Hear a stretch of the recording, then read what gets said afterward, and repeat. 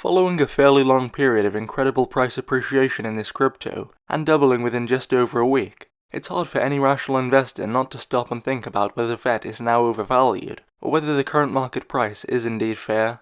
And to answer this question, we need to establish a basic framework and definition for considering crypto valuations. And to me, when something is overvalued and in a bubble, it's unsustainably high, and a fall in the market value becomes necessary at some point, and that is what defines an asset price bubble. In short, the answer to this question, in my humble opinion as a long-time crypto investor, is no. VET is not yet in an asset price bubble, as the prices are not unsustainably high and the market could well maintain this price or a much higher one in my view.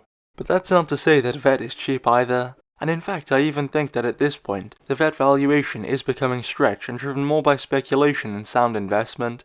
And by the way, if you're a VET investor or just a crypto fan and you're not subscribed to the channel, I want to ask you to subscribe and help me out, as you'll be allowing me to spend more time researching and creating these videos. So there you have it. The price of VET is probably not in an asset price bubble right now, but it's also not cheap at this point either. VET was cheap and substantially undervalued back at a couple of cents per unit, but the price today definitely isn't heavily undervalued, and in my view it's not an obvious buy as it was back then. And it's important to understand that investor circumstances do play a big role in whether it's a good time to buy or not. If, like me, you already own a fair amount of VET, then you may not feel any need to add at such an uncertain time and such a high price level. But then again, there's nothing so dangerous in investing as not being in the market at all. And that's not to say that anybody should just go out and buy just because they are starting out, but it does mean that investors who do not own any VET may be willing to pay a higher price than I am.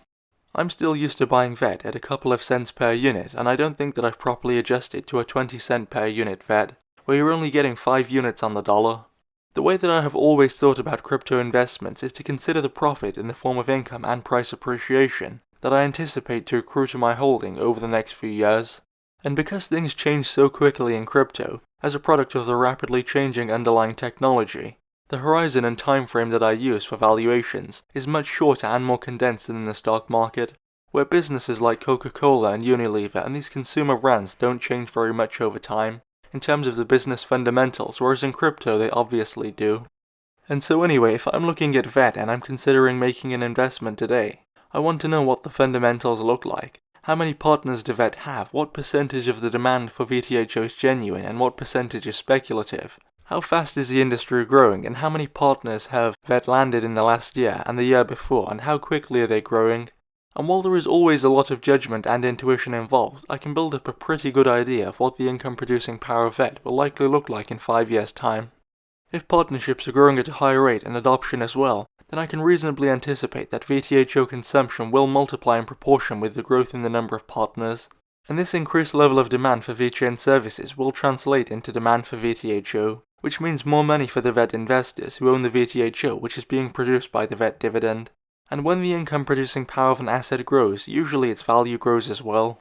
If I own a restaurant which makes $100,000 per year, it may be worth $500,000, but then if over the course of the next few years the income producing power doubles to $200,000, the business may then be worth $1 million, and the same is true for VET and any other asset. Now of course the hard thing is doing the actual analysis, and more to the point, getting an accurate answer. And the truth is, because there are so many variables inherent in any asset valuation, the answer is always going to be subjective. Your appraisal of the future growth in VET may be very different to mine, which will be different to the next investor, and so on. And at the end of the day, every investor needs to create their own appraisal. I can share my own opinion, which is that VET is not cheap, but then again I think that we may have a way to go from here. And the truth is, I'm not really sure at this point. I'd like to be able to say something good, but that would require me lying, as I just don't know. My advice to any investor considering buying VET right now would be to ask themselves whether they would be comfortable owning VET if the market price were to crash tomorrow. And so if they can answer yes to that question, in their opinion, clearly the fundamentals are good enough to warrant a long-term investment, and if not, you should probably do some serious thinking on the subject. Thanks for watching, and again, if you enjoyed this video and you would like to see more content like this, be sure to subscribe to the channel. I'll see you all in the next video.